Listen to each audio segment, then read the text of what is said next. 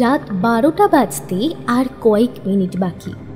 শহরের সব আলো নিভে গেছে, কিন্তু সেই পুরনো বাড়ির জানালায় এখনো জ্বলছে একটি মাত্র আলো।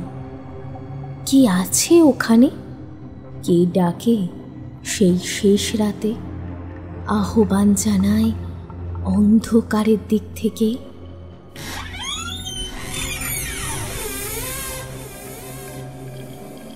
আজ আমাদের চ্যানেল দ্য ফাইনাল স্কেচে শুনবেন লেখক সুকান্ত দাসের কলমে একটি দারুণ গল্প, যা আপনাকে দেবে একটি রোমহর্ষক অনুভূতি। গল্পটি শুনতে চটপট হেডফোনটি কানে লাগিয়ে ফেলুন। শুরু হচ্ছে আজকের গল্প, শেষ রাতের আহ্বান।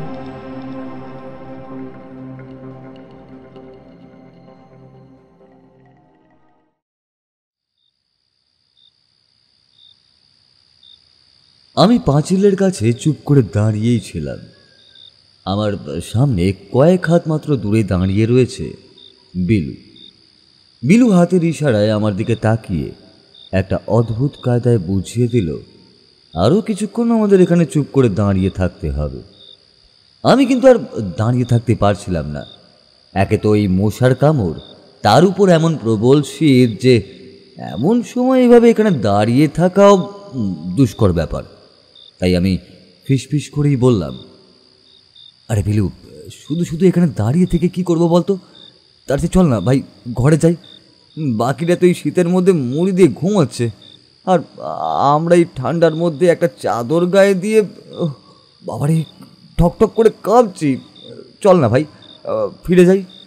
তোর যদি ফিরে যাওয়ার হয় তুই ফিরে যা, আমি যাব না। আমি আজ রাতে নিশ্চয়ই দেখব ওই বাড়িতে রাতের বেলা সাদা কাপড় পরে কে ঘুরে বেড়ায়। মিথ্যে বলবো না, ভয় যে আমার একটু লাগছিল না তা কিন্তু নয়। চারপাশটা বেশ অন্ধকার, আকাশে চাঁদের আলো রয়েছে। সনসন করে ঠান্ডা হাওয়া যেন চাদর জামা ভেদ করে গায়ে এসে লাগছে। তবে ভয়টা হলো অন্য কিছুর। এই বিলুকে নিয়ে এর আগেও অনেক সমস্যায় পড়েছি। বিলুর মতো সাহসী ছেলে আমার 19 বছরের জীবনে আর একটাও দেখিনি। তাই শেষবারের মতো চেষ্টা করে বললাম, তোর যদি এখানে থাকতে হয় তাহলে তুই থাক ভাই, আমি কিন্তু এবার চললাম। জানি এতে বিলুর কোনো আপত্তি থাকবে না, কিন্তু তবুও কথাটা বলেছিলাম যদি সে ফিরে যাওয়ার কথা বলে। কিন্তু সে আমায় একদমই গুরুত্ব না দিয়ে আরও সামনের দিকে এগোতে লাগলো। আমি দোনামোনা করেও ফিরে গেলাম। ভাবলাম ফিরে গিয়ে দেবরাজ আর কার্তিককে ডেকে আনবো। দেবরাজ যদিও আসে, কার্তিক মোটেই এখানে আসতে চাইবে না এমন শীতের মধ্যে। আমি তাকিয়ে দেখি বিলু খানিকটা সামনের দিকে এগিয়ে গেছে। তাই দেখে আমিও তাড়াতাড়ি সামনের দিকে এগিয়েই গেলাম। আর একটু এগিয়ে গেলেই পাঁচিলটা শেষ হবে, আর তারপরে বড় বালিটায় গিয়ে পৌঁছাবো আমরা। আমরা যতটা সম্ভব আস্তে আস্তে গুটি গুটি পায়ে সামনের দিকে এগোতে লাগলাম। পায়ের তলায় শুকনো পাতা পড়ে খচমচ শব্দ হচ্ছে। সেদিকে গুরুত্ব দেওয়ার সময় তখন আর কারোরই নেই। ভাগ্যে শীতের সময় সাপ বাইরে বেরোয় না, না হলে এই পরিত্যক্ত জায়গাটায় এভাবে হেঁটে যাওয়া মোটেই সম্ভব হতো না। আরও খানিকটা এগিয়ে গিয়েই পাঁচিলটা শেষ হলো, আর বাড়ির পেছনের দিক থেকে আমরা ভেতরে প্রবেশ করলাম। সঙ্গে সঙ্গেই বিলু এবার বলে উঠল, কেউ আছে, আমি একটা শব্দ পেয়েছি।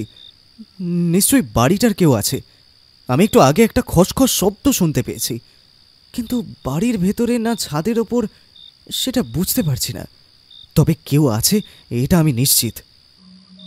আমি অবাক হয়ে বললাম, তুই কি পাগল হয়ে গেছিস নাকি? তোর মতন সাহস এখানে আর কারোর আছে নাকি? তাছাড়া এখানকার সবাই এই বাড়িটাকে ভয়ই পায়। এত রাতে একা কেউ এই বাড়িতে ঢুকতেও যাবে না, আর ঢুকবেই বা কেন? আর যদি সেটাই হয় তাহলে এতক্ষণ আমরা তাকে দেখতে পেলামই না কেন? বিলু কিন্তু মুখে কিছুই বলল না। চারপাশটা অন্ধকার, চাঁদের অল্প আলোয় এবার সামনের দিকটা দেখা যাচ্ছে। এতক্ষণে যে পথে আমরা হেঁটে এসেছি সেখানে কিছুটা জঙ্গল মতো রয়েছে। এখানে সামনের দিকটা কিছুটা ফাঁকা। বিলু একটু বিরক্তির সাথেই বলল, আসবার সময় সঙ্গে করে একটা টর্চ নিয়ে আসা উচিত ছিল। বিলুর এমন কথার কারণ আমি বুঝতে পারলাম না। আরও একটু এগিয়ে যেতেই এবার কিন্তু শব্দটা আমিও শুনতে পেলাম। একটা অদ্ভুত খসখসে শব্দ কোথা থেকে আসছে তা ঠিক ভালোভাবে বোঝা গেল না। বিলু একভাবে বাড়িটার দিকে তাকিয়ে রয়েছে, আর বাড়িটার ভাঙা দেওয়ালের একেবারে পাশ ঘেঁষে সামনের দিকে এগিয়ে চলেছে। ঠিক তখনই যেন একটা পায়ের শব্দ শুনলাম।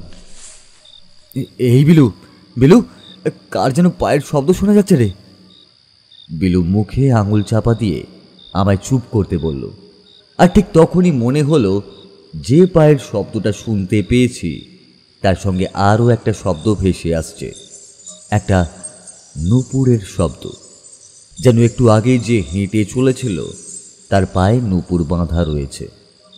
বিলুর মুখে একটা অবাক বিস্ময় ভাব ফুটে উঠল।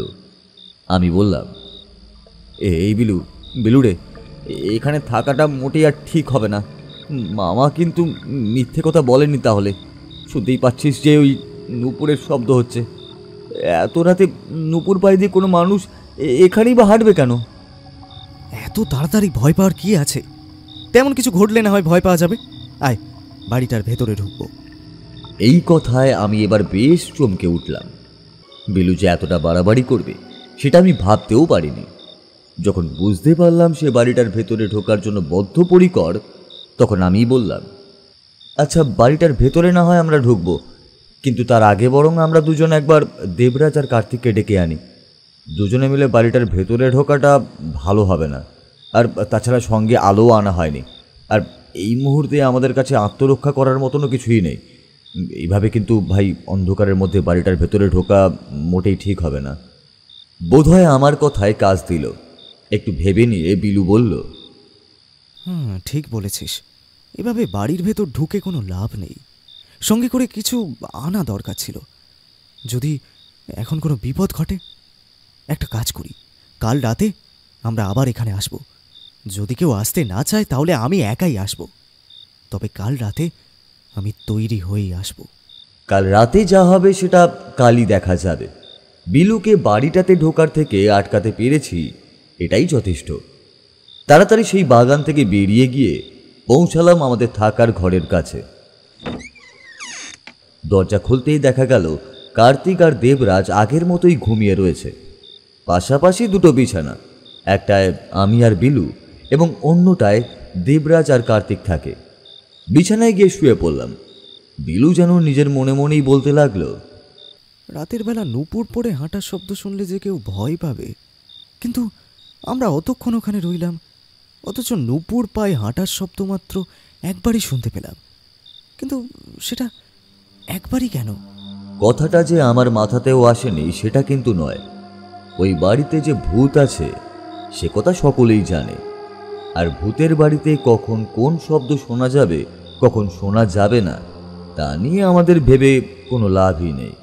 তাই চোখ বন্ধ করেই বললাম, বিলু এখন ঘুমিয়ে পড়, যা ভাবার কাল দেখা যাবে।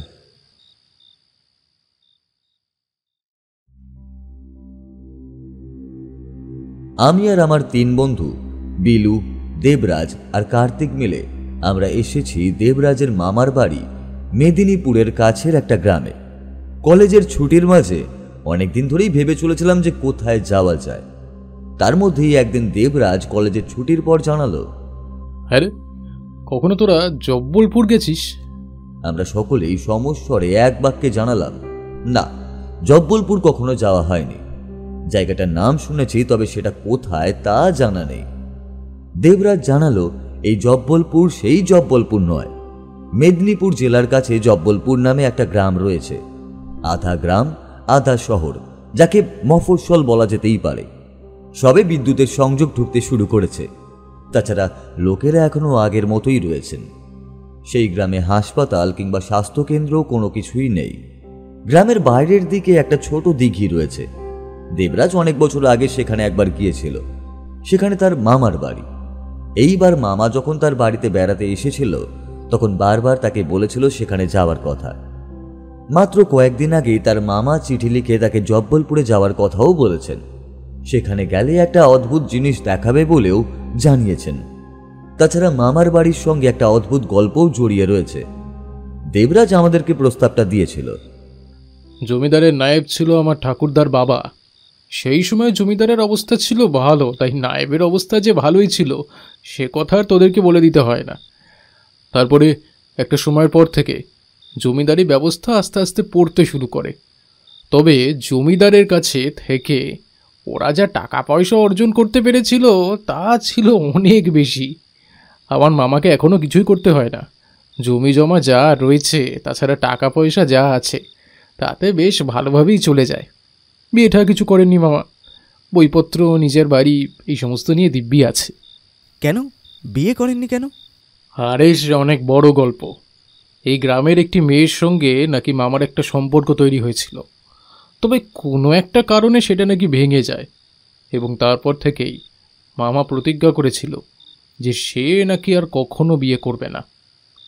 অনেক বোঝানোর চেষ্টা করেছিল অবশ্য ঠাকুরদা, আমার মা, এমনকি বাকিরাও, কিন্তু মামা কারোর কথা না শুনে ওখানেই থাকতে শুরু করলো। শুনেছি একটা চাকর নাকি তার সঙ্গে এখনো আছে ওখানে। তোরা যদি যেতে চাস তাহলে কিন্তু সময়টা বেশ ভালোই কাটবে। এই কলেজে আর এই পড়াশোনার লাইফ থেকে কয়েকটা দিনের জন্য একটু মুক্তি নিয়ে জব্বলপুরে ঘুরে আসলে কেমন হয় বন্ধুরা? আইডিয়াটা খারাপ কি? আমাদের আপত্তি করার মতো কোনো কারণ ছিল না। তাছাড়া জব্বলপুর যাওয়া হলে আমাদের খুব একটা খরচও থাকছে না, ওই যাতায়াতের খরচটাই যা। সেখানে দেবরাজের মামার যখন এমন অবস্থা, তখন সেখানে আমাদের আপ্যায়ন যে অসাধারণ হবে সে বিষয়ে সন্দেহ নেই। তাছাড়া কলেজে ভর্তি হওয়ার পর থেকে কোথাও ঘুরতে যাওয়াও হয়নি। তারপর সমস্ত ব্যবস্থা করে নিয়ে দিন 7 জন্য একটা ছুটির সময় তৈরি করে আমরা 4 জন মিলে বেরিয়ে পড়লাম জব্বলপুরের উদ্দেশ্যে।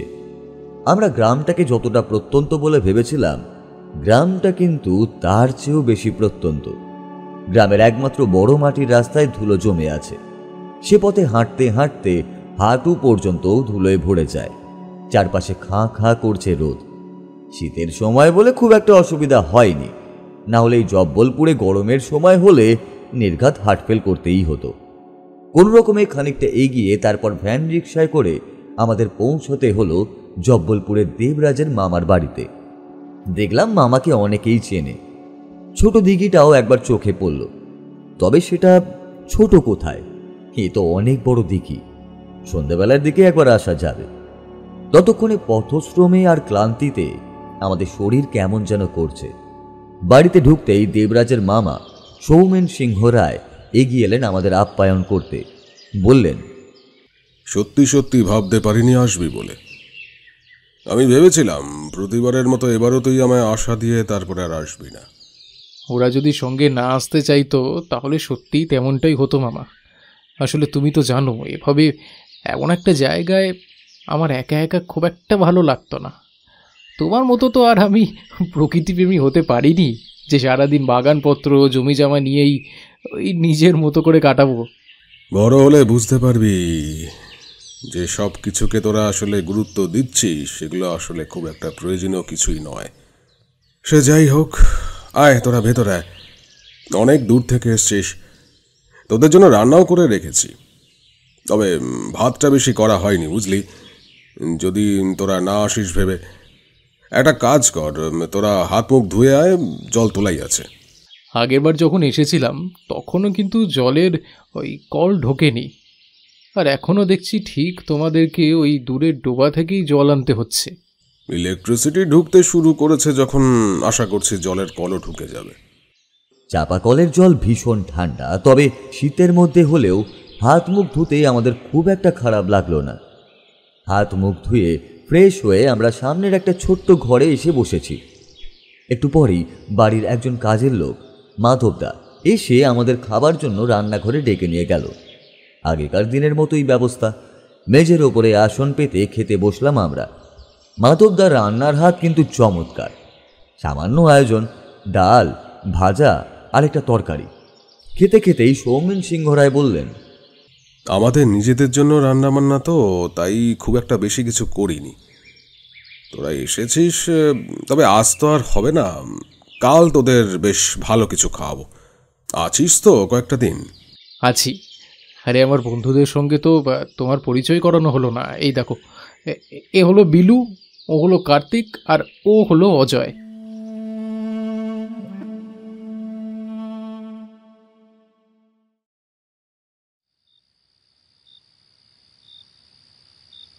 সেদিন রাতের বেলা খাওয়া দাওয়া সেরে একটা ঘরে এসে বসেছি। বাড়িটা খুব বেশি দিন তৈরি করা হয়নি। আশেপাশে যে কটা বাড়ি এর আগে চোখে পড়েছে তার মধ্যে বেশিরভাগটাই মাটির বাড়ি রয়েছে, যেখানে টিনের চাল কিংবা খড়ের চাল। পাকা বাড়ি বলতে সামান্য দু একটাই দেখতে পেয়েছিলাম। তবে এই বাড়িটা পাকা। বাড়িটা একতলা, পাশাপাশি 3টে ঘর, সামনের দিকে একটা রান্নাঘর আর বাথরুমের ব্যবস্থাও রয়েছে। এক পাশে সিঁড়ি দিয়ে ছাদের উপরে উঠে গেলে উপরে একটা ঠাকুর ঘর পর্যন্তও রয়েছে। আরও যেটা দেখে অবাক হয়েছিলাম সেটা হলো বাড়ির সামনের দিক থেকে আমরা ঢুকলেও বাড়ির পেছনের দিকে কিন্তু বেশ খানিকটা লম্বা জায়গা, আর তার এখানে ওখানে ছড়িয়ে রয়েছে বাগান, ফুল ফল এমনকি সবজি পর্যন্ত। এক জায়গা তো জাল দিয়ে ঘেরা, দেখতে পেলাম পটল না বেগুন কি যেন ঝুলছে। তবে এই সমস্ত কিছু ছাড়িয়ে আরও পেছনের দিকে এগিয়ে গেলে একটা মস্ত বড় পাঁচিল, আর সেই পাঁচিলের পরেই একটা পুরনো পরিত্যক্ত বাড়ি। রাতের বেলা আমাদের ঘরে বসে জানলা দিয়ে বাইরের পাঁচিলটা দেখা যাচ্ছিল। ঘরের মধ্যে হ্যারিকেন জ্বলছে। মামা জানিয়েছিলেন কিছুদিনের মধ্যেই ইলেকট্রিসিটির ব্যবস্থা হয়ে যাবে। গ্রামের বাইরের দিকে রাস্তায় পোলও বসেছে। কিছুদিন পরেই সেই ইলেকট্রিসিটি ভেতরের দিকেও ঢুকবে। তখন প্রথম ইলেকট্রিসিটি এই জব্বলপুরে তার বাড়িতেই আসবে। সমস্ত ব্যবস্থাই সে করে রেখেছে। আচ্ছা মামা, ওই বাইরে ওই যে ওই পাঁচিলটার ওপাশে একটা ভাঙা বাড়ি আছে, ওটা কাদের? ওটা আমাদেরই। ওখানে একসময় আমাদের পরিবার থাকতো, তারপরেও সব ছেড়ে ছুড়ে এখানে এসেছি। এই বাড়িটা কিন্তু আমি তৈরি করেছি, তবে এটা খুব বেশি দিনের নয়, 6-7 বছর হয়েছে।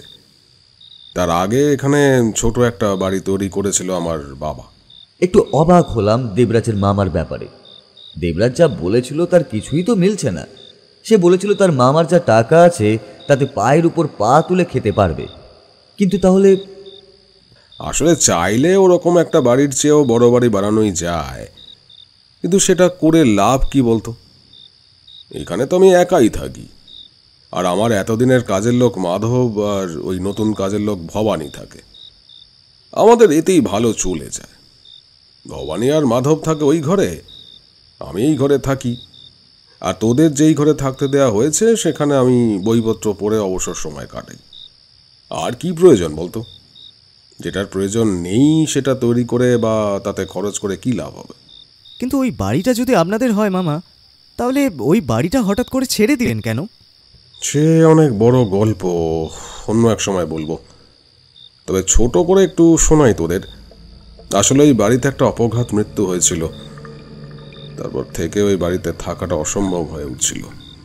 তখন বাবার বাবা অথবা ঠাকুরদা ওই বাড়িটা ছেড়ে দিয়ে এখানে একটা বাড়ি তৈরি করার কথা ভেবেছিল। সেটা কোনো কারণে হয়নি। ছোট একটা বাড়ির মতো তৈরি করেন উনি। তারপর ওখানকার সমস্যা মিটে আবার ওখানে ফিরে যাবে বলে ভেবেছিল। তবে বাড়ির কাজ শুরু করার পরেই তিনি মারা যান। আর বাবা বাড়িটা খুব বেশি বড় করে করেননি, মাত্র 2টো ঘর। সামনের বারান্দায় এখন যেটা তোরা দেখতে পাচ্ছিস সেটাকেই আমি নতুন করে আবার করেছি। তখন ওটা আরও ছোট ছিল।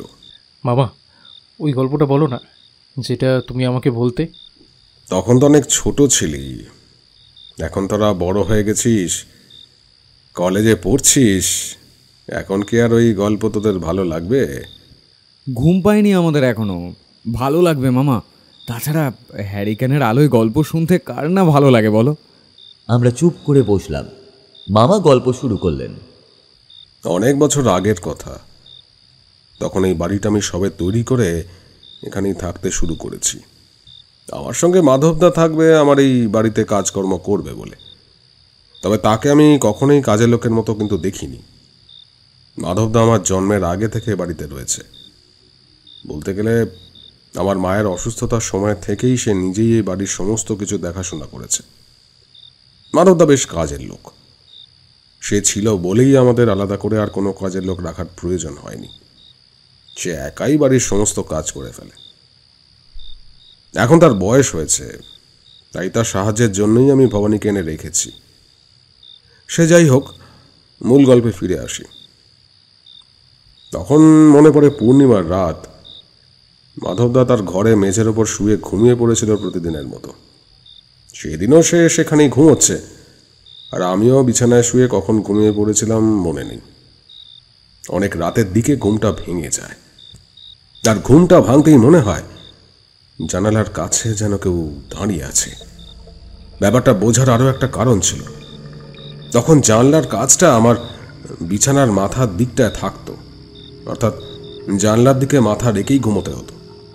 হঠাৎ মুখের উপরে একটা কালো ছায়া এসে পড়েছে। বুঝতে পারলাম চাঁদের আলো জানলা দিয়ে ভেতরে যেটুকু আসার কথা তার থেকে কম আসছে। সঙ্গে সঙ্গে মাথাটা পিছনের দিকে উল্টোতেই দেখতে পেলাম জানলার দুটো গড়াদের উপরে হাত রেখে কে যেন ঘরের ভিতরের দিকে ঝুঁকে কিছু দেখছে। তার চোখ দুটো যেন সবুজ, একভাবে তাকিয়ে রয়েছে আমার দিকে। কতক্ষণ ওভাবে তাকিয়েছিলাম মনে নেই। তারপরে আরো একটা অদ্ভুত দৃশ্য দেখতে পেলাম। সে যেন আমায় কিছু বলছে, এমন কিছু একটা বলছে যেটা আমি কিছুই বুঝতে পারছি না। ফ্যাস ফ্যাসে গলায় দূর থেকে একটা কিছু কথা ভেসে আসছে আমাদের দিকে। অনেকক্ষণ চুপ করে সেভাবেই তার কথা শুনতে লাগলাম। তখন গরমের সময়, জানলা দিয়ে ঠান্ডা হাওয়া এসে ভেতরে ঢুকবে বলে জানলা খুলে রেখেছিলাম, কিন্তু তখন চারপাশটা কেমন গুমট হয়েছিল। ঘামে ঝরঝর করে ভিজে চলেছি, তবে জানলার কাছে কিন্তু সে তখনও দাঁড়িয়ে আছে। গলা তুলে যে মাধবদাকে ডাকবো তার শক্তিও আমার মধ্যে নেই। ঠিক তখনই যেন শুনতে পেলাম সে বলে উঠল, ওই বাড়িতে গুপ্তধন আছে। গুপ্তধন? ওই গুপ্তধন তুই ছাড়া আর কেউ পাবে না। এবার কেমন যেন অবাক হলাম। কথাটা যেন আমি সত্যিই শুনতে পেয়েছি, আর শুনতে পাওয়ার সঙ্গে সঙ্গে জানলার কাছ থেকে সেই ছায়ামূর্তি যেন আস্তে আস্তে সরে গেল। তারপর অনেকক্ষণ ধরে বসেছিলাম। যখন সম্বিত ফিরল তখন গলা তুলে চিৎকার করতে থাকায় পাশের ঘর থেকে মাধবদা ছুটে এলো। আমি সমস্ত কথা বলতেই সে বলল আমি হয়তো ভুল দেখেছি, আর না হলে ঘুমের ঘোরে কোনো স্বপ্ন দেখে এমনটা ভেবেছি। কিন্তু আমি জানি আমি স্বপ্ন দেখিনি, কিংবা নিজের থেকে কোনো কথা আমি বানিয়ে বলিনি। তবে আলো হাতে করে মাধবদার সঙ্গে আশপাশের সমস্ত জায়গা ঘুরেও যখন কিছুই দেখতে পেলাম না, তখন কেমন যেন মনে হলো মাধবদার কথা হয়তো সত্যি হলেও হতে পারে। গুপ্তধন? কিন্তু গুপ্তধন ওই বাড়িতে আছে, সে কথা কেউ জানবে কি করে? গুপ্তধনও বাড়িতে আছে তেমন একটা কথা আমি এর আগেও অনেকবার শুনেছিলাম। ঠাকুরদার আমলে ঠাকুরদা নাকি অনেক টাকা পয়সা কোথাও লুকিয়ে রেখেছিলেন। তবে ভয়ের কারণে মৃত্যুর আগে তার মাথায় সামান্য বিকৃতি দেখা দেওয়ায় তিনি সেই সমস্ত কথা কাউকে বলে যেতে পারেননি। তাই সেই ধনরত্ন সমস্ত ওখানেই রয়ে গেছে। আমার আর্থিক অবস্থার অবনতি কখনোই হয়নি, আশা করি ভবিষ্যতেও হবে না। তাই সেসব নিয়ে আমি কখনোই খুব একটা ভাবিনি। কিন্তু গুপ্তধন যদি ওই বাড়িতে সত্যিই থাকে, তাহলে একবার খুঁজে দেখা প্রয়োজন। কিন্তু কোনো রকম সূত্র কিংবা কোনো রকম সংকেত ছাড়া অকারণে শুধু শুধু এই গোটা বাড়িতে গুপ্তধন খোঁজার মতো কাজ করাটা কি বোকামি নয়? আমার মনে হয় মামা, আপনার ঠাকুরদা নিশ্চয়ই কোথাও না কোথাও কিছু না কিছু বলেই গিয়েছেন। এইভাবে সে সমস্ত গুপ্তধনের কথা তো আর এড়িয়ে যেতে পারেন না। তার কোনো জিনিস কি আপনার কাছে আছে? ঠাকুরদার কথা জানি না, তবে বাবার সমস্ত কিছু আমার কাছে আছে। বাবা আমার মতোই ছিল, প্রায় সময় বইপত্র নিয়েই থাকতেন, জমি জমার কাজেও দেখাশোনা করতেন। আমার চেয়েও তিনি বেশি উদাস প্রকৃতির ছিলেন। কোনো কিছু খুঁজে পাওয়া যায়নি? বাবার ডায়েরি আমি কখনো পড়ে দেখার চেষ্টা করিনি, কিন্তু এসব নিয়ে মাথা ঘামাস না, ওই জায়গাটা ভালো না। রাতের বেলা তো ভালো নয়ই, এমনকি দিনের বেলা সাপখোপ আরও কত কিছুই না থাকতে পারে। সৌমেন সিংহ রায় আমাদের আর কিছুই বলল না, চলে গেল। সেই রাতে আমরা নিশ্চিন্তেই ঘুমিয়েছিলাম। পরদিন রাতের বেলায় এই বাড়িটা অদ্ভুতভাবে টানতে শুরু করেছিল বিলুকে, আর তারপরে আমি আর বিলু বেরিয়ে পড়েছিলাম ওই বাড়িটা দেখার জন্য। কিন্তু পরদিন সকালে ঘুম থেকে উঠে বিলু যেন আগের রাতের কথাটা ভুলেই গেছে, এমনভাবেই সবার সঙ্গে কথা বলতে লাগলো। সেদিন একটা ভ্যান ভাড়া করে আমরা সকলে মিলে গ্রামটা ঘুরে দেখার জন্য বেরোলাম। এদিকে ঘোরাফেরা করে গ্রামের শেষের দিকে সেই বড় দিঘিটার কাছে পৌঁছেছি, আর দিঘির কাছে এসে দেখতে পেলাম অনেক লোকজন রয়েছে তার কাছাকাছি। অনেকেই স্নান করছে, অনেকে আবার নিচের দিকের জমিতে ঘুরে বেড়াচ্ছে। একটু পরেই বিলু আমায় বলে উঠল, শোন, দেবরাজের সঙ্গে কথা হয়ে গেছে, রাতে আমাদের সঙ্গে থাকবে, কিন্তু কার্তিক বোধহয় দলে আসবে না। ও যা ভীতু। বাড়ি ফিরে সেদিন সন্ধ্যাবেলায় বিলুর সঙ্গে সব ঠিক করেই রাখলাম। কার্তিককে সে কথা বলতে সে ভয়ে ভয়ে বলে উঠল, রাতের বেলা ওই দিকে এই মামা জানতে পারলে কিন্তু ভীষণ রাগ করবে। আরে ওসব কিচ্ছু হবে না, মামা তাড়াতাড়ি ঘুমিয়ে পড়ে, আর ঘুমও বেশ গভীর, সহজে আর উঠছেন না উনি। কিন্তু ওই বাড়িতে কেউ একটা ছিল। আমি আর অজয় যখন গিয়েছিলাম কারোর পায়ের শব্দ ওখানে শুনতে পেয়েছিলাম, যেন নুপুর পরে কেউ হাঁটছিল। এই কথা শুনে কার্তিক ভয়ে ভয়েই বলল, তোরা যাস না, নূপুর পরে ওখানে যে হাঁটছিল সে মানুষ নয়। মামা তো বলেছে ওখানে ওখানে ভূতের বাস। কিন্তু তুই হঠাৎ করে এই বাড়িতে রাতের বেলা যাওয়ার কথাটা ভাবছিসই বা কেন বলতো? আমার মনে হচ্ছে মামার দুটো কথার মধ্যে একটা কথা সত্যি আর একটা কথা মিথ্যে। দেখ, এতদিন ধরে এখানে মামা, মাধবদা আর ওই কাজের লোক ভবানী রয়েছে। যদি ওখানে সত্যিই কিছু থেকে থাকতো তাহলে ওরা কি দেখতে পেত না? কিন্তু মামা নিজে বলেছে মাঝে মাঝে ওদিক থেকে ভেসে আসে একটা চিৎকার, হাসির শব্দ, এমনকি ওই বাড়ির ছাদে কাউকে একটা ঘুরে বেড়াতেও নাকি দেখা গেছে। বোকার মতো কথা বলিস না তো। দুটো বাড়ির মধ্যে দূরত্ব অনেকটাই বেশি। এত দূর থেকে ওখানে কিছু হলে সেটা দেখতে পাওয়া সম্ভব নয়। হতে পারে আলো আধারিতে চোখের ভুল, আর না হলে অন্য কোথাও থেকে ভেসে আসা শব্দকে ওখানকার মনে হয়েছে। কিন্তু কাল যে ওই বাড়িতে কেউ একটা ছিল সেটা কিন্তু নিশ্চিত। তুই কি ভাবছিস ওখানে সত্যিই কি গুপ্তধন আছে? বিলু অদ্ভুত মুখে তাকালো আমাদের দিকে, তারপর বলল, গুপ্তধন থাকুক আর না থাকুক, অন্য কিছু আছে যার জন্য ওখানে রাতের বেলা কেউ যায়। শেষে স্থির হলো সবাই মিলেই রাতের বেলা ওখানে যাব। পাঁচিলের কাছেই অপেক্ষা করব। তারপরে যদি কোনো শব্দ শোনা যায় কিংবা কেউ বাড়িতে আছে বলে মনে হয় তখন আমরা ভেতরে ঢুকব। দিনের বেলা গিয়ে দেখে এসেছিলাম বাড়িতে ঢোকার বড় দরজাটা খোলা। বাড়িটা দোতলা, পুরনো, পরিত্যক্ত। সিঁড়িগুলো এখানে ওখানে ভেঙে পড়েছে। রাতের অন্ধকারের মাঝে আমরা টর্চ নিয়ে গিয়েছিলাম। টর্চের আলোয় চারপাশটা বেশ ভালোভাবেই দেখা যাবে, কিন্তু বিলুর কথায় টর্চ জ্বালানো হলো না। দলের একদম সামনের দিকে বিলু, তারপর আমি, তারপর কার্তিক এবং সবার শেষে দেবরাজ। কার্তিক একবার কাঁপা কাঁপা গলায় বলে উঠল, এমন শীতের রাতে ওই বাড়িতে না গেলেই নয় কি? কার্তিকের কথা শেষ হলো না, ঠিক তখনই ওই বাড়িটার দিকে ধূপধাপ শব্দ এলো, যেন কেউ উপরের দিকে উঠে যাচ্ছে। সঙ্গে সঙ্গে বিলু পাঁচিলের একপাশ থেকে বেরিয়ে এসে ভাঙা বাড়ির দেওয়ালটার একপাশে গিয়ে দাঁড়ালো। ভাঙা দেওয়ালের একপাশ দিয়ে ছোট্ট ছিদ্র মতন একটা রয়েছে, সেদিকে আঙুল দেখিয়ে বলল, এখান থেকে সিঁড়ির কাছে যাওয়া যায়। আমি এখান থেকে সিঁড়ির কাছে যাচ্ছি, তোদের মধ্যে কাউকে আমার সঙ্গে আসতে হবে না। তোরা বাইরের দিকটা থাক, যদি কেউ বাইরে বেরোয় তাহলে তাকে আটকাবি। কথাটা শুনে আমার বুকের ভেতর একবার ধক করে উঠল। এভাবে দাঁড়িয়ে কোনো কিছুর জন্য অপেক্ষা করার থেকে বিলুর সঙ্গে যাওয়াটাই ভালো।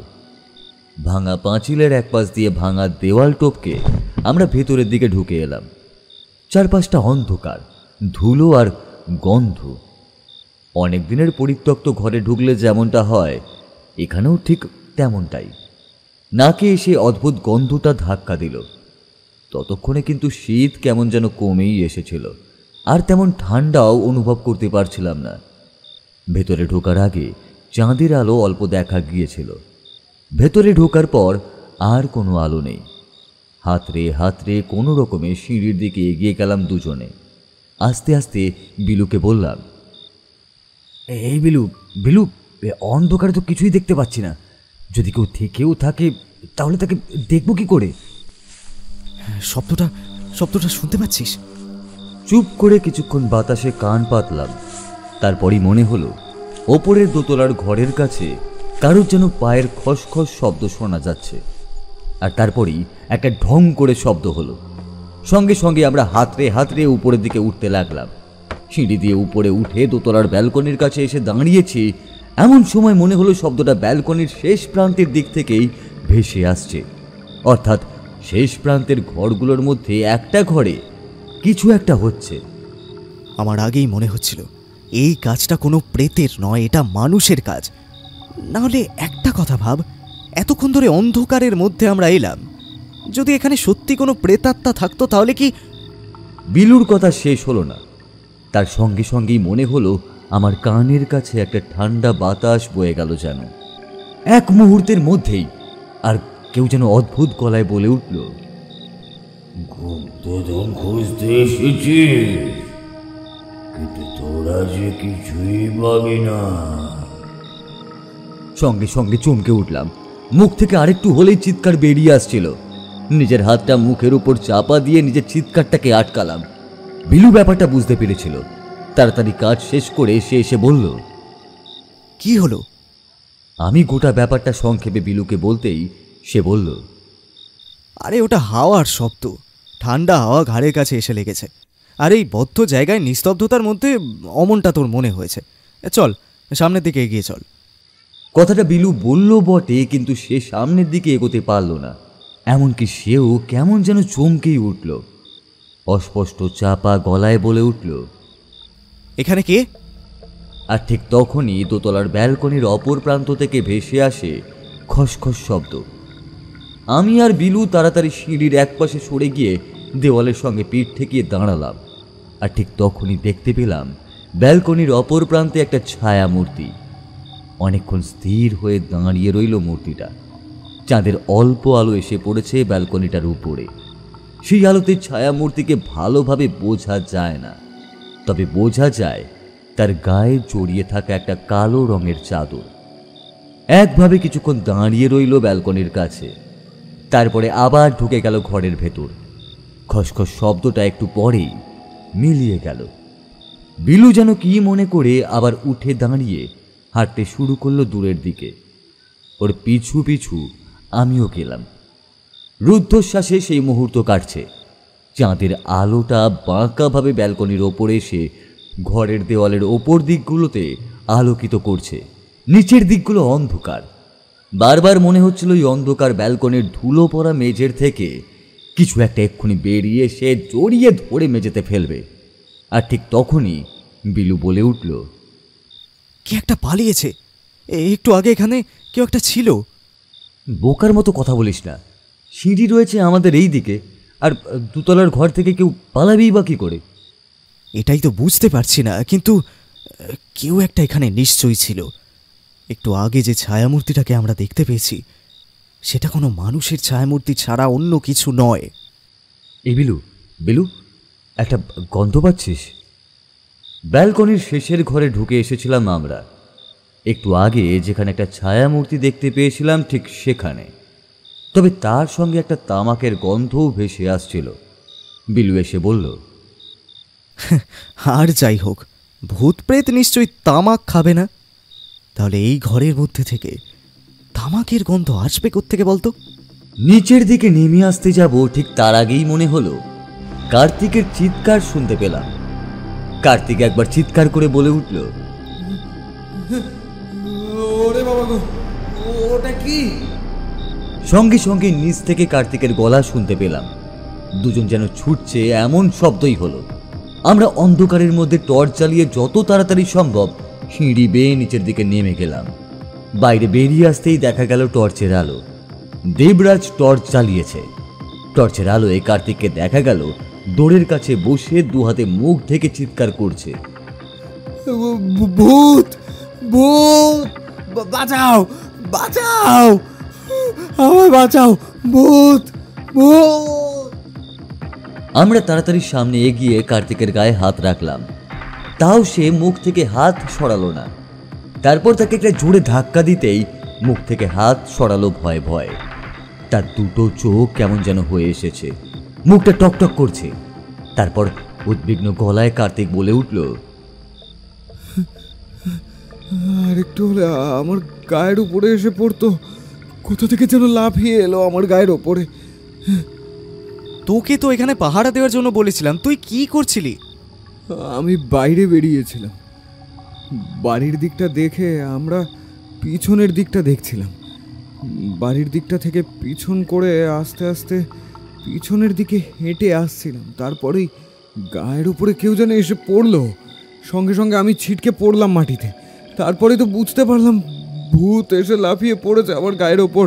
ভাগ্যিস চিৎকার করেছিলাম, চিৎকার শুনে দেবরাজ ছুটে এসেছিল, আর তার জন্য সে পালিয়ে গেল। কিন্তু যদি ওটা ভূত বা অন্য কিছু যদি হয় তাহলে সে এভাবে পালিয়ে গেল কেন? এখানে আর নয়, আমাদের এখান থেকে বেরোতে হবে, ঘরে গিয়ে সমস্ত কথা হবে। দেবরাজ, টর্চটা একটু আমায় দে তো। বিলু টর্চ নিয়ে পেছনে পেছনে আসতে লাগলো।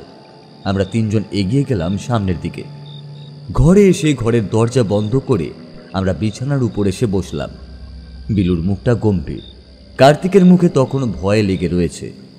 দেবরাজ আর আমি বোধহয় অবাকই হয়েছিলাম, কিছুই বুঝে উঠতে পারছি না।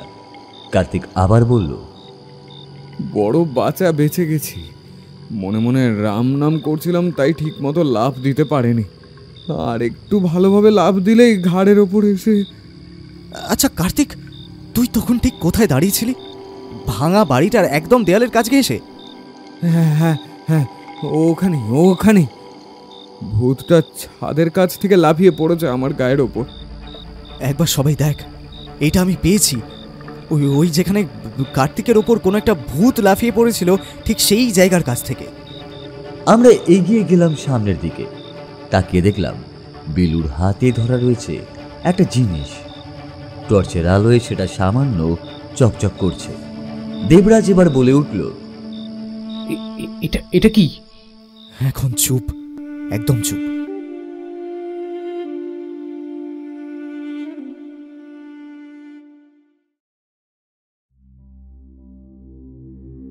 মামা, তোমার বাবার ডায়েরিটা আমরা একটু দেখতে চাই। তুমি সেটা কেন দেখোনি সে কথা জানি না, তাই তোমার যদি আপত্তি না থাকে তবে আমরা দেখতে চাই ডায়েরিটা। 3-4 দিন পর তো আমরা এখান থেকে চলেই যাব। ওরে, আমার আবার আপত্তি থাকবে কেন? যে ঘরে তোরা রয়েছিস সেই ঘরেই বাবার ডায়েরিটা আছে। কাঠের যে আলমারিটা সেখানে আছে, তার নিচের দিকে একটা ছোট্ট লাল রঙের বাক্স রয়েছে, সেই বাক্সের মধ্যেই ডায়েরিটা আছে। বিলু আর কিছুই শুনল না, সে উঠে চলে গেল। আমি, মামা, দেবরাজ আর কার্তিক বসে গল্প করতে লাগলাম। তখন ওই বিকেলের সময়। একটু পরেই ভবানীদা এসে আমাদের জন্য চা দিয়ে গেল। আমরা আসার পরই এমন একটা নিয়ম শুরু হয়েছে। মাধবদার শরীর একটু খারাপ হয়েছে, গ্রামের ডাক্তারের কাছে তাকে নিয়ে যাওয়ার কথা, কিন্তু এমন সময় সেটা মোটেই সম্ভব নয়। কাল সকালে তাকে নিয়ে মামা ডাক্তার দেখাতে যাবে। আমি আর বিলু বাড়িতেই থাকবো এমনটাই কথা হলো। সকাল সকাল গেলে দুপুরের মধ্যে ওরা ফিরে আসতে পারবে। আমার কিন্তু কিছুতেই ওদের কথাবার্তায় মন বসছিল না। কথার ফাঁকে আমি চলে এলাম পাশের ঘরে। পাশের ঘরে ঢুকতে যাওয়ার আগেই দেখলাম দরজার সামনে দাঁড়িয়ে আছে ভবানীদা। আমার পায়ের শব্দে একটু যেন চমকে উঠেই সে বলল, মাধবদা বলল কারো কিছু লাগবে কিনা একটু দেখে নিতে, তাই ভাবলাম তোমারই বন্ধুর চা লাগবে কিনা, তাই আর কি। আর কি। আমি সেটা নিয়ে বেশি ভাবলাম না। ঘরে ঢুকতেই দেখি দরজাটা সামান্য ফাঁকাই ছিল। বিছানার উপরে বসে ডায়েরিটা বার করে পড়ছে বিলু। আমায় দেখতে পেয়ে বিলু বলে উঠল, মামা বড় ভুল করেছে। সেই ব্যাপারে কিন্তু ডায়েরিতে একটা কথা অনেক আগেই লেখা রয়েছে। বলিস কি রে? কই দেখি। বিলু ডায়েরির কয়েকটা লাইন আমার সামনে এগিয়ে দিল। সেটা পড়তে পড়তেই দেখতে পেলাম সেখানে লেখা রয়েছে, আমার কাছে যা আছে সব আমার কাছেই থাকবে। যেদিন আমি থাকবো না সেদিনও আমার কাছেই থাকবে। শুধু যে জানবে সে ছাড়া অন্য কেউ আমার কাছ থেকে তা নিতে পারবে না। অদ্ভুত, এমন কথার মাথা মুন্ডু বুঝতে না পেরেই আমি বললাম, এটা আবার কি রে? কিছুই তো বুঝতে পারলাম না বিলু। তার মানে মামার বাবা যে গুপ্তধন রেখেছে সেটা তার কাছেই থাকবে, তিনি মারা যাওয়ার পরেও তার কাছে থাকবে। অর্থাৎ তার ঘরে এমন কোথাও সেটা আছে যেটা কেউ সহজে খুঁজে পাবে না, কিন্তু যে খুঁজে পাওয়ার সেই খুঁজে পাবে। মানেটা হলো এমন কেউ আছে যে বুঝতে পারবে গুপ্তধন কোথায় থাকার কথা। একটু জটিল, তবু একটু ভালো করে লক্ষ্য করলেই বোঝা যাবে আমাদের কোথায় খুঁজতে হবে। একটা কথা ভেবে দেখ, মামা কিন্তু আমাদের কথায় কথায় বলেছিল তার বাবা একদম শেষের ঘরেই থাকে, ওই ভাঙা বাড়িটার দোতলার একদম শেষের দিকটা যে ঘরটা ছিল, আর সেই ঘরটাই ছিল তার নাকি শোবার ঘর, যেই ঘরে আমরা কাল রাতে গিয়েছিলাম। বিলুর মুখে একটা অদ্ভুত রহস্যময় হাসি ফুটে উঠল। তার মানে আমাদের আগে কেউ ডায়েরিটা পড়েছে এবং সে জানে আসলে ওই ঘরের কোথায় গুপ্তধন থাকতে পারে। ঠিক তখনই দরজার কাছে একটা খুঁট করে শব্দ হলো। দেখি দরজাটা হঠাৎ করেই খুলে গেছে, আর মাধবদা দাঁড়িয়ে রয়েছে। আমাদের দিকে তাকিয়ে কেমন যেন অপ্রস্তুত হয়েই সে বলল, তোমাদের আর কিছু লাগবে? এমন সময় তোমরা ঘরে বসে কি করছো? সবাই তো বাইরে। মুহূর্তের মধ্যে বিলু ডায়েরিটা লুকিয়ে ফেলেছিল। এবার সে বলল, তোমার নাকি শরীরটা খারাপ মাধবদা, তাহলে তুমি এখানে এলে কি করে? এখন একটু ভালো লাগতেছে। এভাবে হাত পা গুটিয়ে বসে থাকার অভ্যাস তো নাই, তাই কেমন যেন লাগতেছিল। এখন রান্নাঘরের দিকে যাচ্ছি, দেখি যদি কোনো কাজ করা যায় নাকি। মাধবদা চলে গেল। সঙ্গে সঙ্গে আমার মনে পড়ল, রান্নাঘর তো এদিকে নয়, সম্পূর্ণ উল্টো দিকে। তাহলে মাধবদা কি করতে এখানে এসেছিল? দেখেছিস, আমাদের উপর নজর রেখে চলেছে। অর্থাৎ এই বাড়িতে একমাত্র আমরা না, এছাড়াও গুপ্তধনের ব্যাপারে অনেকেই জানে। তাহলে আমরা এখন কি করব? দিনের বেলা তো ওটা খুঁজে বের করার চেষ্টা করা যাবে না, তাহলে কি রাতের বেলাতেই আমরা চোরের উপর বাটপারি করব? নিশ্চয়ই কেউ একজন গুপ্তধন খোঁজার চেষ্টা করে চলেছে, তাকে আমরা গুপ্তধন খুঁজতে দেব এবং সে খুঁজে বের করলে তারপরে সেটা আমরা আত্মসাৎ করব। বিলু কথাগুলো বলল বটে, কিন্তু আমি কেমন যেন চিন্তায় পড়ে গেলাম। যদি বিলুর ভাবনা মতো সমস্ত কাজ না হয়, যদি তার আগেই কেউ গুপ্তধন খুঁজে বার করতে পারে, ভবানী নাকি অন্য কেউ, কিছুই বুঝে উঠতে পারছিলাম না সঠিকভাবে। তাই অপেক্ষা করলাম আবার রাত হওয়ার জন্য।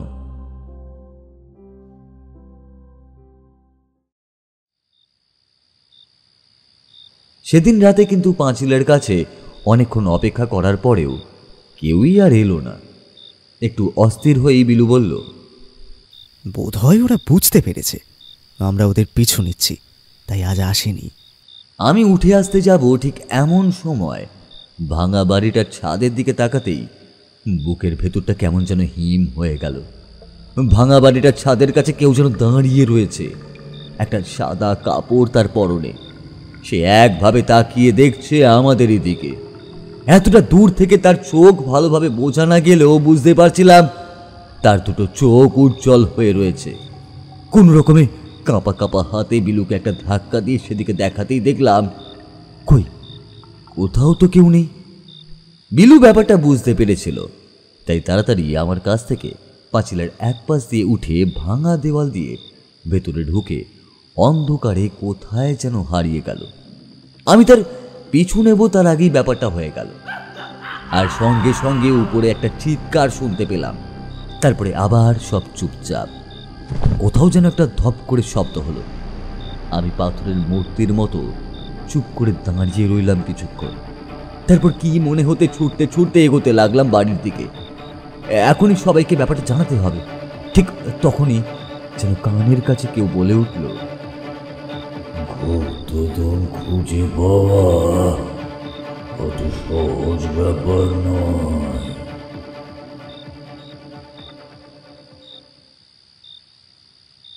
সে রাতে মামাকে জানিয়ে সমস্ত কথাই বললাম।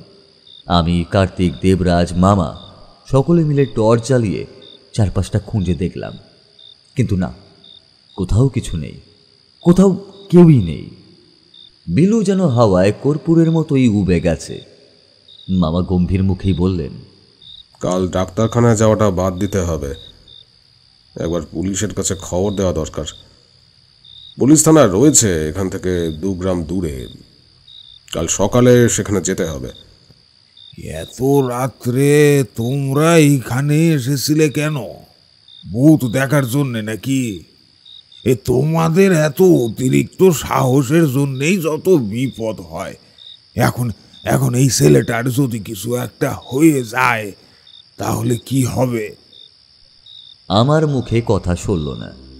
সত্যি তো, যদি কিছু হয়ে যায় বেলুর, আর এই সব কিছুর মধ্যে যদি আসলেই। বেশ কিছুক্ষণ আমরা অপেক্ষা করলাম ঘরের ভেতর। ভোরবেলা মামা পুলিশে খবর দেওয়ার জন্য যাবে বলেই ঠিক করেছেন। ঠিক এমন সময় বিলু এসে উপস্থিত। তাকে দেখে আমরা সবাই অবাক হলাম, কিন্তু সবচেয়ে বেশি অবাক হতে দেখলাম ভবানীকে। বিলু সোজা এসে তার দিকে তাকিয়েই বলল, অন্ধকারের মধ্যে আমায় ধাক্কাটা দিয়েছিল বলেই আমি জায়গাটা খুঁজে পেয়েছি, না হলে এতদিন ধরে তুমি যা করছো তা আমি খুঁজেই পেতাম না। আর আমাদের থেকে লুকিয়ে রেখে লাভ নেই, আমি জানি সমস্ত ব্যাপারটাই, তুমিও জানো, এবং আমার মনে হয় মাধবদা তো কিছু কিছু ব্যাপারটা জানে, কিন্তু কোনো কারণে সে গোটা ব্যাপারটা কাউকে বলতে চাইছে না। এই কথা শুনে মাধবদা মাথা নিচু করে একপাশে দাঁড়িয়ে রইল। বাকিদের মতো আমিও অবাকই হয়েছিলাম। মামা হঠাৎই বলে উঠল, কিন্তু তুই কোথায় ছিলি? তোকে আমরা সারা রাত ধরে খুঁজলাম। যেখানে গুপ্তধন রয়েছে আমি সেখানেই ছিলাম। কাল রাতে হঠাৎ করে ভুলবশত আমি গুপ্তধনের জায়গাটা আবিষ্কার করে ফেলি। কাল রাতেও যে কেউ ওই বাড়িতে গুপ্তধন খুঁজতে যাবে সেটা আমি ভাবতে পারিনি। যখন বুঝতে পারলাম কেউ ভেতরে ঢুকেছে, তখন আর কোনো কিছু না বলে তাড়াতাড়ি উঠে গেলাম সিঁড়ি দিয়ে ওপরের দিকে। ব্যালকনি দিয়ে ওপরের ঘরের কাছে ঢুকতে যাব এমন সময় বুঝতে পারলাম ভুল হয়ে গেছে। যে আমার জন্য অপেক্ষা করছিল সে দরজার একপাশে লুকিয়ে অপেক্ষা করছিল। আমি ঘরের ভেতর ঢুকতেই সে সাথে সাথে আমার গলাটা চেপে ধরল। ধস্তাধস্তি করতে করতে আমরা ঘরের একদম একটা কোণায় এসে পড়ি, আর ঠিক তখনই ব্যাপারটা ঘটে যায়।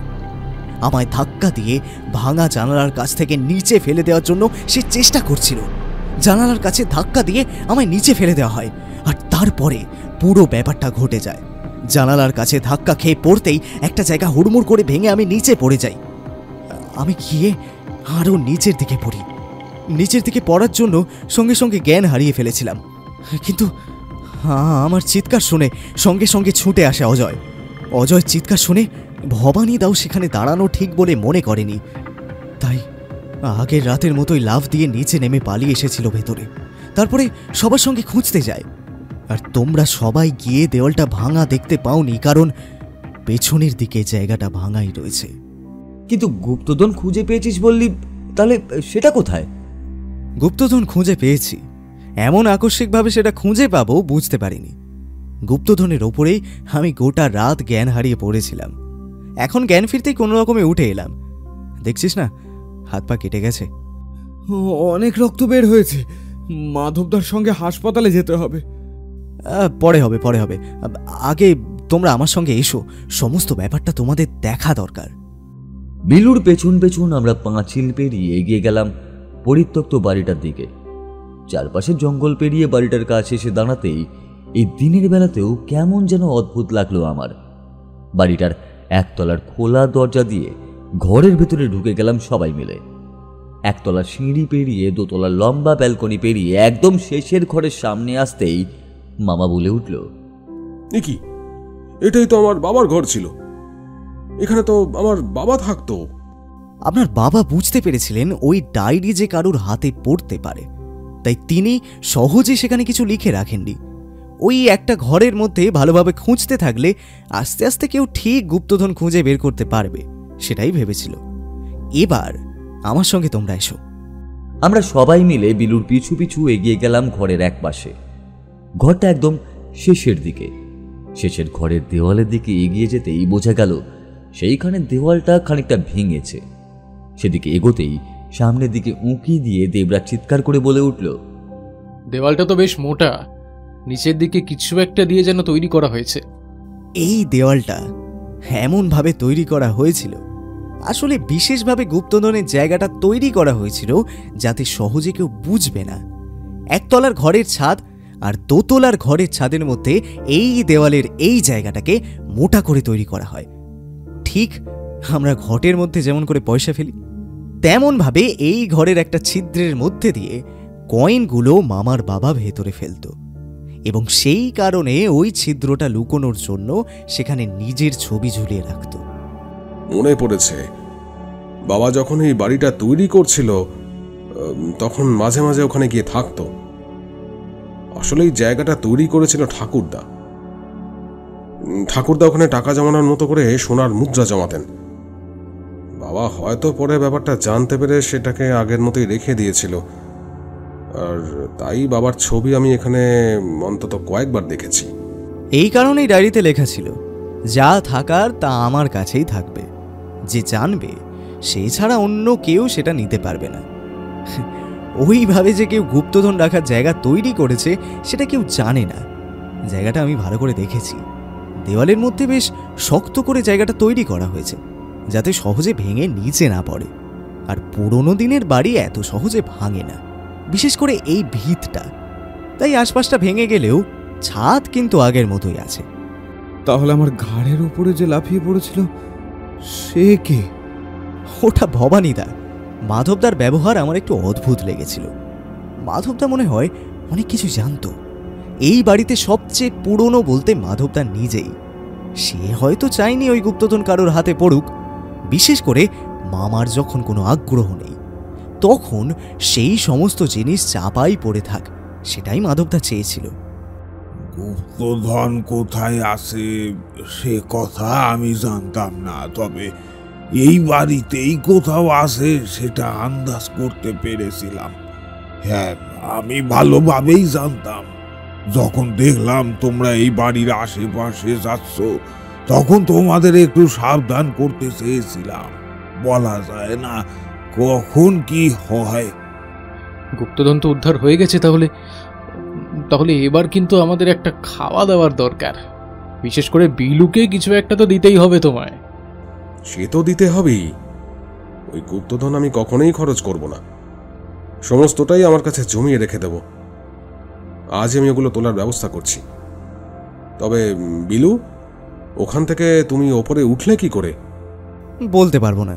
ওখানে পড়ে মাথায় আঘাত লেগেছিল, তাই জ্ঞান হারিয়ে ফেলেছিলাম। তারপরে যখন ওখান থেকে পড়েছিলাম তখন কি যেন আমার কানের কাছে অনেকক্ষণ ধরে কিছু বলছিল। জ্ঞান ফিরতেই অন্ধকারে ওঠার চেষ্টা করতে ব্যর্থ হই। তারপরে চিৎকার চেঁচামেচি বেশি না করে অপেক্ষা করি গোটা ব্যাপারটা কি হয়েছে বোঝার জন্য। রোদের আলো পড়তে দেখি আমি যেখানে পড়ে রয়েছি সেখানে ছড়িয়ে রয়েছে সোনার অনেক মুদ্রা, কিন্তু ওই ভেতরে কে আমার সঙ্গে কথা বলল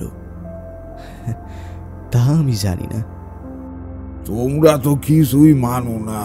তোমরা বলো এখানে কিছুই নেই, কিন্তু কিন্তু এখানে হয়তো কিছু আছে। না হলে কাল রাতে আমি যখন এখানে ছিলাম তখন ওই বাড়ির ছাদে কাউকে দাঁড়িয়ে থাকতে দেখবই বা কেন? আমি স্পষ্ট দেখেছি সেই ছায়া মূর্তির অবয়ব ঠিক ঠিক বড় দাদা বাবুর মতো। মাধবদার গলা ধরে এসেছিল, তার চোখে জল এসে পড়ল। সে বলল, বড় দাদা বাবু যেন আমায় বলছিল তার চলে যাওয়ার সময় হয়েছে। এতদিন ধরে তিনি ওই গুপ্তধন পাহারা দিচ্ছিল, এবার তিনি মুক্তি পেয়েছেন আর তিনি আসবেন না। আর তিনি আসবেন না। ভবানী সমস্ত দোষের জন্য ক্ষমা চেয়েছিল। সে স্বীকার করেছিল যে গুপ্তধনের কথা শুনে সে আর লোভ সামলাতে না পেরেই সেটা খুঁজেছিল, কিন্তু দেবরাজের মামার মন যে এত বড় তা ভবানী বুঝতে পারেনি। মামা গুপ্তধনের একটা অংশ মাধবদাকে, এমনকি ভবানীকেও কিছুটা দিয়েছিল, তবে মাধবদা তা নেয়নি, ফিরিয়ে দিয়েছিল। আর আমাদেরকে মামা একটা করে সোনার মুদ্রা দিয়েছিলেন। দুদিন পরে আমরা সেখান থেকে ফিরে আসি। তার আগে একদিন জমিয়ে খাওয়া দাওয়াও হয়েছিল মামার বাড়িতেই। সবচেয়ে আশ্চর্যের যে কথাটা ছিল সেটা হলো, একদিন রাতের বেলা হঠাৎ হুড়মুড় শব্দ শুনে সবারই ঘুম ভেঙে যায়। ঘুম ভেঙে উঠে বাইরে বেরোতেই দেখি মাধবদা বাইরে দাঁড়িয়ে তাকিয়ে দেখছে পেছনের পাঁচিলের দিকে। আমাদের উঠতে দেখেই সে বলল, বড় দাদা বাবু চলে গেলেন, তাই হয়তো ওই বাড়িটা পুরোপুরি ভেঙে পড়ল।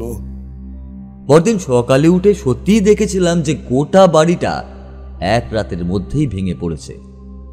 এটা কি করে হলো আমরা নিজেরাও জানি না, তবে দেবরাজের কথায় যে গুপ্তধনের উদ্ধারের লক্ষ্যে আমরা গিয়েছিলাম জব্বলপুরে, সে কাজটা সম্পন্ন হয়েই ছিল।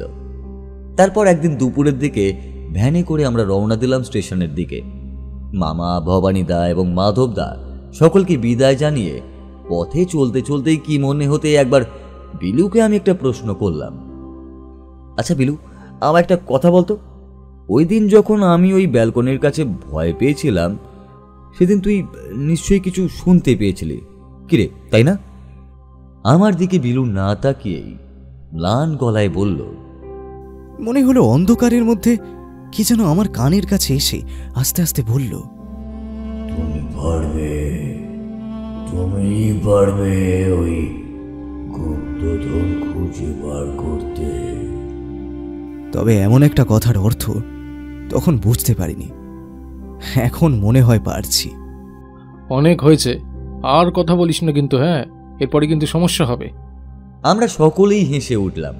আমরা জানি যে এই কথা বাড়িতে জানালে পরের বার হয়তো বাড়ি থেকে বেরোতে আমাদেরও সমস্যা হতেই পারে।